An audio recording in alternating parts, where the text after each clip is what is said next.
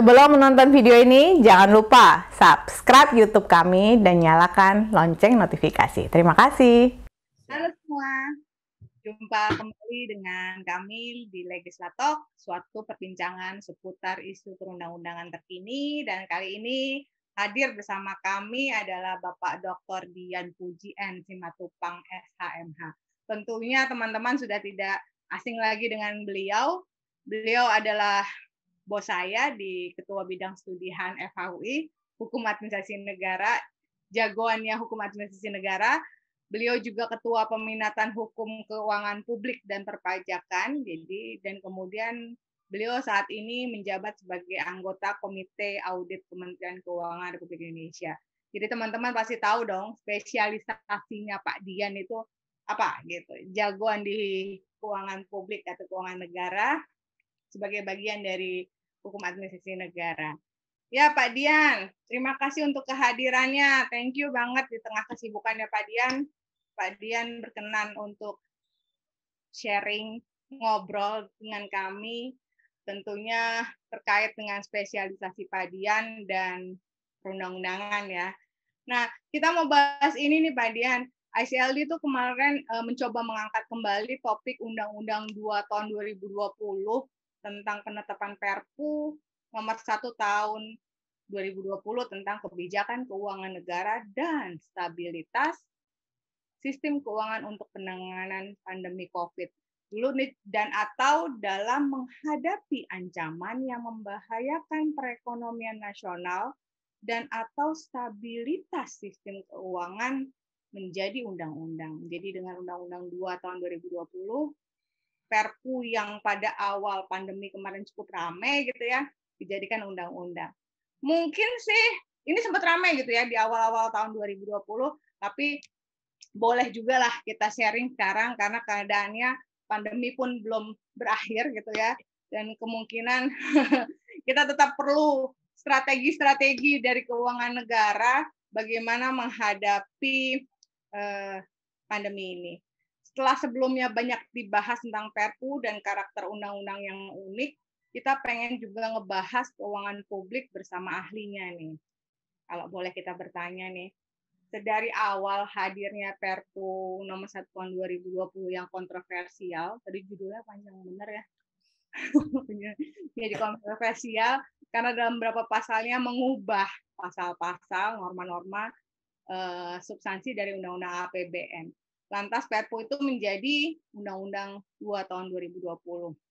Yang kami pahami kalau udah jadi Undang-Undang 2 tahun 2020, seperti seakan-akan adalah undang-undang undang-undang biasa ya, umum abstrak dan terus-menerus yang berlaku terus-menerus. Ya. Begitu menjadi undang-undang, ini harus tetap akan berlaku. Bagaimana tanggapan Pak Dian mengenai hal ini? Apakah Pak Dian juga bisa menjelaskan dari perspektif keuangan publik dan keistimewaan Undang-Undang APBN bila melihat pada Undang-Undang 2 tahun 2020? Ya, terima kasih. Ini Kak Fitri, saya menyebutnya kakak gitu ya. Jadi saya juga sangat terhormat nih diundang di SCLD, suatu gebrakan baru di bidang studi hukum administrasi negara. Semoga terus meroket. Berkaitan dengan pertanyaan tadi, sebenarnya kan konsepnya begini, bahwa kita tahu secara teori hukum keuangan publik, karakter hukum dari Undang-Undang APBN adalah penetapan. Jadi dia menurut Prof. Rayudi, Prof. Arifin Syadmaja menyatakan, karena Undang-Undang APBN itu penetapan, bukan pembentukan peraturan perundang-undangan, dia berlaku setahun sekali, dan pertanggungjawabannya dan berlaku hanya bagi pemerintah. Apa buktinya? Pemerintah yang mempertanggungjawabkan. Jadi si Undang-Undang APBN itu digunakan pemerintah untuk memungut pajak kepada kita dan menerima hasil pajak yang dipungut, baik tarifnya, jenisnya, dan semuanya. Nah, karena karakteristik hukum yang unik dari Undang-Undang APBN, maka sebenarnya keunikannya terjadi tadi karena dia bersifat penetapan, seharusnya kan isinya tidak terlalu banyak, hanya berapa sih yang akan diterima oleh negara ini, maupun berapa sih yang akan dikeluarkan belanja negara, dan bagaimana cara mengatasi ketika ada penerimaan dan pengeluaran itu tidak balance ya, tidak berimbang. Nah itulah keunikannya Mbak Fitri. Jadi akhirnya atas penetapan tersebut menyebabkan konsep dalam pelaksanaan Undang-Undang APBN kayak yang setahun sekali itu menjadi unik, dan uniknya dari segi ilmu perundang-undangan, pelaksanaan undang-undang itu kan selalu peraturan pemerintah ya Mbak. Ya. Ternyata Undang-Undang APBN tidak, karena dia bersifat tindakan konkret faktual, maka langsung diturunkan ke peraturan presiden. Jadi tidak ada peraturan pemerintah. Itulah keunikan dari Undang-Undang APBN. Begitu Kak? Gitu ya. Nah, kalau di waktu itu ada kontroversi nih. Kalau misalnya kita bicara mengenai Undang-Undang APBN itu karakteristiknya unik gitu ya, dari sisi ilmu perundang-undangan, materi muatannya juga unik ketika dia ditolak dan tidak disetujui kembali pada undang-undang lama gitu kan. Artinya ada keunikan. Nah, boleh nggak kami pengen dapat pandangan dari Pak Dian, apakah Undang-Undang 2 tahun 2020 yang merupakan penetapan Perpu ini merupakan masuk dalam kategori undang-undang yang karakteristik istimewa tersebut? Karena beberapa kan diskusinya kemarin, ini bisa nggak? Ini APBN gitu loh. Ya, tapi aku bilang bukan. Kalau menurut Pak Dian ini gimana? Nah betul. Jadi Undang-Undang APBN itu uniknya dia itu harus wajib mendapatkan hak budget DPR. Jadi dalam kegentingan yang bagaimanapun, mau goncang, mau bagaimana, tidak boleh ada perpu Undang-Undang APBN. Anda harus pakai Undang-Undang APBN. Jadi itu pasal 23 ayat 1 yang tadi Mbak Fitri sampaikan ya, bahwa tidak ada jalan konstitusional selain membentuk undang-undang untuk APBN. Untuk yang lain-lain pemerintah silakan Anda pakai perpu kalau kegentingan. Tetapi untuk APBN mau genting apapun tidak bisa menggunakan Undang-Undang APBN. Tetapi kita harus bisa melihat Mbak Fitri bahwa ternyata Undang-Undang 17 tahun 2003 memang betul bahwa untuk pembentukan pertama kali Undang-Undang APBN itu harus dengan undang-undang. Yes. Tetapi atas perubahan dari Undang-Undang APBN, dibukalah pintu di dalam pasal 27 ayat 4 Undang-Undang 17 2003. Kalau ada situasi darurat, maka perubahan itu silakan Anda keluarkan lebih dahulu. Yang nanti pilihannya dua. Silakan pemerintah mengajukan RUU APBN perubahan dan tambahan, atau kedua, ya sudah nanti sekalian laporkan di dalam laporan Undang-Undang APBN Pertanggungjawaban Anggaran Negara. Pilihannya dua. Jadi kita bisa melihat, jadi beberapa orang yang kontroversi kemarin itu, ini kenapa sih pemerintah pakai Undang-Undang 2 2020 kemudian diturunkan ke Perpres untuk mengubah Undang-Undang APBN? Nah, kita lihat dulu, karena yang tidak boleh itu adalah APBN tahun yang baru, bukan tahun yang lagi berjalan diubah. Oh. Gitu Kak Fitri ya, Bapak semuanya ya. Jadi orang tuh akhirnya diskriminasi, ada terjadi perbedaan menyatakan semua undang-undang apapun APBN adalah harus pakai undang-undang. Betul, tetapi kalau tahun anggaran baru, bukan tahun perubahan. Tahun berjalan berubah, boleh pakai cara apa? Kalau syaratnya apa? Kalau dalam keadaan darurat. Nah, apa untuk mewujudkan keadaan darurat? Ya sudah, Presiden tetapkan kondisi keadaan darurat. Nanti, apakah hak budget tetap dimiliki ketika keadaan darurat ini di dalam Perpres itu, yang pakai Perpres di bawahnya untuk perubahan itu, ya pakai tetap nanti di laporan realisasi anggaran. Waktu itu saya sampaikan Kak Fitri bahwa kalau hak budget itu untuk Undang-Undang APBN baru, tahun anggaran baru maksudnya, itu hak budget itu di depan. Jadi dia menguji alokasi. Tapi kalau APBN perubahan tahun yang sudah berjalan, itu hak budgetnya berpindah DPR itu, bukan alokasi lagi, tetapi menguji atas hasil atau proses dari pengeluaran anggaran. Sebenarnya tidak ada hak budget yang ditinggalkan atau tiba-tiba mengapa Anda tidak pakai tidak pakai undang-undang APBN untuk melakukan perubahan kemarin undang-undang APBN tahun 2020 gitu loh. Kan kita bisa dibuktikan Mbak Fitri, akhirnya undang-undang APBN tahun 2021 Menteri Keuangan tetap ajukan ke DPR, tidak ada yang pakai Perpres gitu loh. Jadi boleh pakai Perpres seharusnya. Jadi kalau toh memang nggak perlu pakai Perpu yang kemudian jadi kontroversi, ini sebenarnya APBN atau nggak pakai Perpres aja bisa sebenarnya Pak Dian. Iya, jadi gini Kak Fitri, jadi orang itu menganggap ini gimana sih kok APBN pakai Perpu perubahannya? Bukan pakai Perpu, pakai Perpres, tetapi itu karena tahun anggaran berjalan, bukan tahun anggaran baru. Tahun anggaran baru betul-betul wajib tidak boleh pakai, iya, tidak boleh pakai di bawah undang-undang atau bahkan Perpu aja tidak boleh. Oke. Tapi apakah perubahan yang boleh pakai Perpres itu harus juga didahului oleh Presiden menetapkan keadaan darurat? Atau bisa bebas kapan aja Presiden menetapkan Perpres untuk perubahan? Kalau pasal 27 ayat 4 Undang-Undang 17 tahun 2003 menyatakan bahwa keadaan darurat itu sepanjang si Presiden terserah bahwa saya menetapkan keadaan darurat, dia mau pakai apa, pokoknya. Dia menyatakan saya akan keluarkan uang terlebih dahulu. Ya sudah, silahkan keadaan. Memang klise ya di Indonesia itu memang kadang itu loh yang Mbak Fitri ketika kita baca di peraturan di penjelasannya ketika baca apa sih keadaan darurat pasal 2 ayat 4 ketika dibaca cukup jelas gitu ya. Jadi kalau gitu kan diserahkan kepada Presiden deh ini keadaan darurat atau enggak gitu kan gitu loh. Prerogatif di tangan Presiden ketika pasal tersebut memberikan kewenangan ke Presiden untuk menyatakan keadaan darurat ya. Nah, ya betul.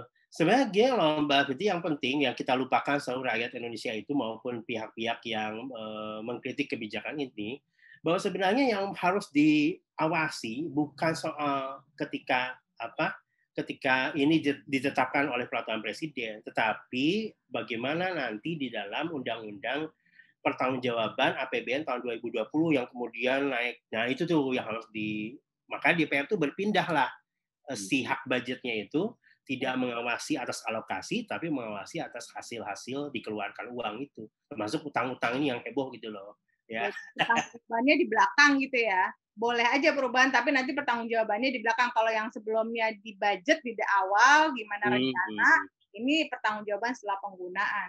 Iya. Berarti boleh nggak atau benar nggak kalau saya akhirnya mengambil kesimpulan harusnya nggak ada tuh Perpu 1 2020? Atau itu adalah suatu tindakan berbeda dan bukan model contoh undang-undang APBN atau undang-undang atau Perpu yang mengubah anggaran? Pertama, Perpu itu hanya mengubah beberapa prinsip-prinsip penyusunan APBN. Prinsip-prinsip berarti dia hanya mengubah Undang-Undang 17 tahun 2003, Mbak Fitri. Jadi bukan mengubah Undang-Undang APBN, nggak ada urusannya. Tapi kan APBN itu misalnya gini, bahwa APBN itu menurut Undang-Undang 17 defisitnya 2%. Ini kan lebih, boleh berapa saja gitu. Nah itu kan perundang-undang untuk menetapkan prinsip itu. Dan kedua adalah sebenarnya memang di dalam pasal 12 di Undang-Undang 2 2020 dinyatakan nanti perubahan penyesuaian akan digunakan peraturan Presiden. Sebenarnya hal itu bukan suatu hal yang istimewa yang kemudian orang pada heboh gitu ya, karena APBN tahun lalu juga perubahannya pakai Perpres setelah proses yang normal kalau tidak darurat ya. Kalau tidak darurat setelah DPR menyetujui baru kemudian turunkan dengan Perpres, bukan suatu hal yang yang aneh gitu ya. Dan nanti kan gini, kita harus awasi nanti di Undang-Undang Pertanggungjawaban APBN tahun 2020 yang kemudian diributkan ya diuji di MK itu. Kok perubahannya pakai Perpu? Padahal kan Perpu tidak mengubah APBN, dia hanya menyatakan prinsip-prinsip penyusunan APBN diubah. Begitu, Mbak Fitri.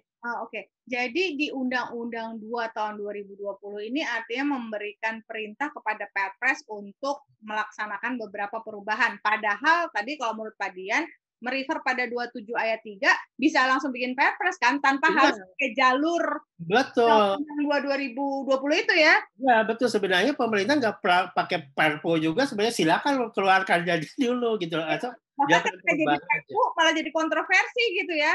Iya, Dia berubah undang-undang APBN. akhirnya semua menafsirkan, loh Anda itu kok mengubah pakai Perpu, padahal kan bukan mengubah, itu hanya mengubah prinsip dan akhir diturunkan ke peraturan presiden.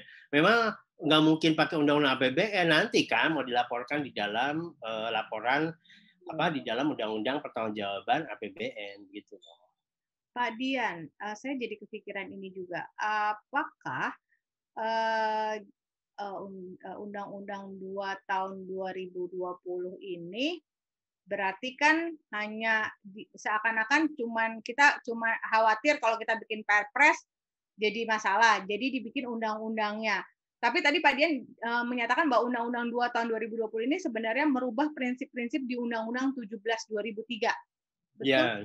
Nah, tapi kenapa menurut Pak Dian nih, kalau menurut saya kalau emang dia mengubah prinsip Undang-Undang 17 2003, kenapa nggak Perpunya itu menyatakan sebagai perubahan Undang-Undang 17 2003? Karena kalau tidak disebut sebagai perubahan, artinya pasal-pasal yang ada di Undang-Undang 17 2003 tetap jadi berlaku, padahal malah jadi 2 gitu loh. Kalau dia men-state bahwa dia adalah perubahan, kan dia bisa mencabut sekalian gitu. Ya, itu terjadi Mbak Fitri karena perubahan di dalam Undang-Undang Undang-Undang 2 2020 tidak hanya Undang-Undang 17 2003. Ternyata kan ada Undang-Undang tentang surat utang negara, karena kan nanti meningkatlah pembiayaan itu. Terus Undang-Undang 32 tahun 2014 tentang pemerintahan daerah, tentang pembiayaan APBD, itu juga dilakukan perubahan-perubahan. Jadi waktu itu pemerintah menyampaikan ini memang seperti omnibus law dalam versi kedaruratan gitu loh. Jadi akhirnya dia, bahkan kan mungkin Mbak Bri tahu Prof. Jimlia sampai menyatakan inilah undang-undang dengan judul terpanjang di dunia, katanya begitu ya. Tadi saya sebetulnya panjang bener ya, kelar-kelar. Iya, untuk menghadapi segala macam kebijakan keuangan dan menghadapi ini segala macam gitu ya. Nah, saking panjangnya itu. Nah, itu akhirnya kan diformat sebagai undang-undang omnibus law, akhirnya dia menyatakan bahwa akhirnya kan diubahlah sisi dia kan mengubah beberapa sisi fiskal dan moneter ya, Bank Indonesia, OJK semua dilakukan perubahan-perubahan termasuk pembiayaan akhirnya dilakukan relaksasi termasuk perpajakan itu di situ Undang-Undang Ketentuan Umum Perpajakan juga dilakukan relaksasi, jadi dilakukan tidak lagi penghutangnya ditunda. Itulah mengapa kemudian tidak hanya Undang-Undang 17 2003 saja yang diubah begitu. Oh, baik. Jadi memang mengubah beberapa undang-undang ya. Nah, Pak Dian, kalau kita lihat dari sisi perundang-undangan nih Pak Dian, bahwa Undang-Undang 2 tahun 2020 tersebut akhirnya kan punya karakteristik seperti undang-undang pada umumnya. Ya. Undang-undang yang bersifat abstrak, terus-menerus, dan berlaku sampai dia akan dicabut entah kapan gitu ya. Artinya apakah nanti di Undang-Undang APBN 2021 atau 2022 ketika kita masih dianggap, mudah-mudahan sih udah enggak ya, tapi bayangan saya sih berharap 2022 udah aman lah kita udah nggak pandemi. Tapi the worst-nya kalau misalnya 2022 katakanlah masih ada, apakah Undang-Undang 2 tahun 2020 ini tetap jadi referensi atau harus jadi referensi? Harus atau memang enggak harus, boleh-boleh aja untuk refer pembuatan Undang-Undang APBN di 2022 katakanlah. Ya, unik ya, nggak kayak. Ya, betul. Dan ini ada unik lagi Kak Fitri di dalam Undang-Undang 2 2020 ya, yaitu bahwa untuk beberapa prinsip-prinsip keuangan negara itu hanya berlaku sampai penyusunan APBN tahun 2023. Jadi seperti defisit yang tidak lagi 2% itu hanya berlaku pada penyusunan APBN 2023, meskipun akhirnya orang memprediksi kemungkinan kayaknya minta penundaan ke APBN berikutnya karena ini pembiayaan kan juga masih tidak mungkin 2 tahun yang akan datang masih bergantung pada sektor perpajakan gitu kan. Yang kedua itu tadi beberapa prinsip sektor perpajakan juga kayaknya tidak bisa dilakukan juga pada tahun ini. Makanya aneh itu di dalam Undang-Undang 2 2020 memang ada beberapa batas waktu, prinsip-prinsip yang hanya dibatasi pada penyusunan tahun anggaran berapa. Kalau salah tahun 2023 di situ ya di dalam Undang-Undang 2. Begitu Mbak. Oh, oke. Jadi prediksinya paling tidak batasannya di 2023 ya? Iya, betul. Dia memperkirakan jedanya setahun gitu kan. Jadi misalnya kan penerimaan perpajakan ketika pun sudah beres kan tidak mungkin langsung tinggi perpajakan, makanya mungkin dilengkap 1 tahun. Ya, artinya di Undang-Undang 2022 tetap Undang-Undang APBN 2022 tetap harus merefer ini ya? Ya, masih. Iya, masih ya. Karena kan kita bingung juga nih, artinya Undang-Undang APBN berlakunya 1 tahun gitu, karena tadi individu lebih pada penetapan gitu. Tapi kan undang-undang ini terus menerus. Artinya harus ada juga kesananya ya. Saya kebayang karena saya berpikir soal konsistensi dan sistem hukum. Berarti kalau memang sudah dianggap tidak berlaku lagi, yang 2020 ini harus segera ada pertimbangan dicabut ya, kalau kita sudah melewati masa-masa ini berarti ya? Iya, kalau di dalam Undang-Undang 2020 ditetapkan di dalam ketentuan penutup kalau tidak salah ya di situ dinyatakan bahwa untuk yang pasal ini berlaku pada saat misalnya APBN tahun ini. Jadi secara materi muatan mungkin ya secara bahasa peraturan undangannya itu bagaimana Mbak Fitri mengidentifikasi bahwa itu sebenarnya menyatakan bahwa setelah Undang-Undang APBN tahun 2024, maka tidak lagi defisit kembali pada 2%, ya tidak boleh melebihi sekarang gitu kan, yang lebih dari 2%. Oh, oke. Wah, jadi nggak sesederhana perkiraan orang ya, padahal ada juga yang sebenarnya kenapa akhirnya pemerintah punya kebijakan-kebijakan yang dilakukan ini kan orang ngelihatnya, oke ini undang-undang APBN kok dalam bentuk perpu, Ya, kayak gitu kan, ramainya ada di situ. Padahal kalau dari betul. keuangan negara sebenarnya jalannya malah jadi kepanjangan, jadi malah ngerepotin dan Iya, efek-efeknya dasar sih. Prinsipnya gini Kak Fitri, jadi orang itu akhirnya salah kira, salah tafsir bahwa seharusnya harus dibedakan antara penyusunan undang-undang APBN yang harus wajib kudu pakai undang-undang dan undang-undang perubahan yang boleh dapat dengan undang-undang tetapi dalam kondisi darurat silahkan dikeluarkan lebih dahulu. Pakai apa dikeluarkan lebih dahulu? Ya pakai Perpres mengeluarkan uang itu. Karena turunan dari undang-undang APBN ada langsung Perpres gitu. Pak Dian, ada pertanyaan terakhir lebih pada pengen tahu nih secara ideal menurut pandangan Pak Dian mengenai kebijakan keuangan negara yang ideal dalam masa pandemi itu kayak gimana ya? Karena kan semuanya juga agak kaget ya. Di 2020 kita dapat pandemi, kemudian pemerintah juga harus segera mengalokasikan sesuai kebutuhan. Tapi kalau dari pandangannya Pak Dian soal kebijakan keuangan negara yang ideal tuh kayak apa ya Pak? Yang ideal tentu Mbak Fitri adalah dengan pertanggungjawaban pelaksanaan APBN yang lebih simplifikasi, lebih simpel.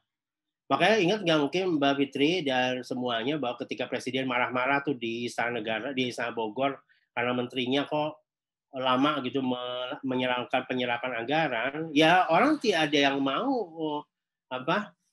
mengeluarkan anggaran kalau semua dokumen-dokumennya begitu banyak dengan kwitansi-kwitansi bejibun dan form-form yang banyak itu gitu kan. Kalau enggak nanti apa? Ya dia akan dipidanakan.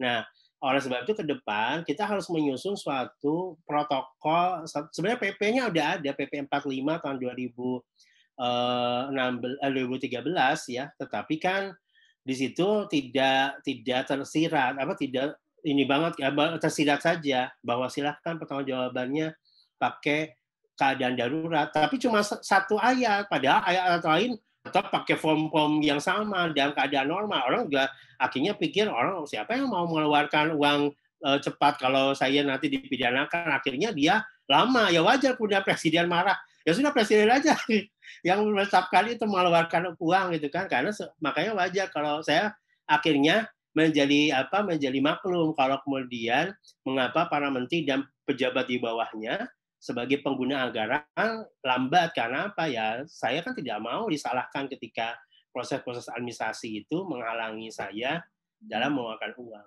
Begitu, Mbak. Iya ya. Soalnya daripada dia mau bergerak cepat sesuai kebutuhan, tapi kalau protokol SOP dan lain-lainnya masih dengan format yang tidak darurat gitu kan, kita bertanggung jawab pribadi ya selama niatnya baik, tapi dia nggak bisa dipertanggungjawabkan secara administrasi. Ya, dan beratnya dalam kondisi sekarang, dalam situasi hukum sekarang, itu semua yang begitu-gitu dipidanakan, bukan dikenakan sanksi administrasi. Ya orang siapa yang mau gitu kan, nerima duit kagak, tiba-tiba dipidanakan gitu loh. Risikonya ya. Oke. Ya, Pak Dian, terima kasih buat bincang-bincangnya hari ini, dan buat saya aja, saya cukup tercerahkan. Mudah-mudahan diskusi hari ini juga punya manfaat buat teman-teman melihat pada konteks permasalahan keuangan negara dalam masa pandemi, dan tidak hanya melihat secara di luar aja, terus pakai perasaan aja nih, kayaknya perasaannya nih ini bertentangan nih gitu. Padahal kalau dari keuangan negara dan mungkin dari sistem perundang-undangan juga perlu menjadi pertimbangan kenapa akhirnya pemerintah mengambil kebijakan itu. Baiklah pemirsa, terima kasih untuk menyaksikan tayangan kali ini. Terima kasih banyak buat Pak Dian. Walaupun suasana seperti ini, tapi kita mudah-mudahan masih bisa memberikan manfaat di dalam berbagi berbagi ilmu pengetahuan. Sampai jumpa di Legislatalk episode berikutnya. Jangan lupa like, komen, dan share video ini, serta subscribe YouTube kami. Juga jangan lupa cek pada channel ICLD Center for Legislative Drafting. Follow juga sosial media kami di Instagram dan Facebook. Terima kasih semuanya. Salam sehat. Sampai berjumpa. Thank you. Sehat selalu. Makasih. Terima kasih sudah menonton. Jangan lupa like, subscribe, dan komen video ini. Follow juga sosial media kami di Instagram dan Facebook, Indonesia Center for Legislative Drafting.